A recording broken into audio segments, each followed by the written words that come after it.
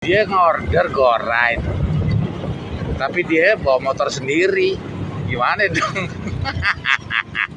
Bapaknya cuma nemenin saya aja di belakang, saya takut pulang sendiri.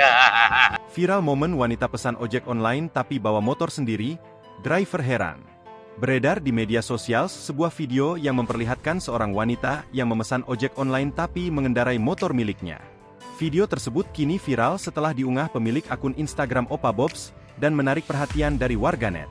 Momen itu berawal saat driver ojol mendapatkan orderan, tak menunggu waktu lama, ia langsung menuju lokasi titik penjemputan.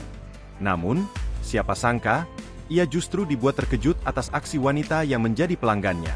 Wanita itu memesan ojek online namun dia membawa sepeda motor sendiri. Lebih lanjut, ia mengungkapkan bagaimana wanita itu memintanya untuk mengantar. Bukan dengan berboncengan, namun diminta menemani berkendara dari belakang. Tak heran, saat itu terlihat langit sudah gelap, orderan tersebut masuk pada pukul 1.22 dini hari. Meski terheran-heran, ia tetap mengantarkan wanita itu sampai ke tujuan. Siapa sangka, driver ojol itu mendapatkan tip dari sang wanita usai menemaninya pulang. Kini unggahan tersebut sontak mencuri perhatian warganet. Tak sedikit dari warganet yang menceritakan pengalaman yang sama serta mendoakan kesehatan kepada driver ojol tersebut.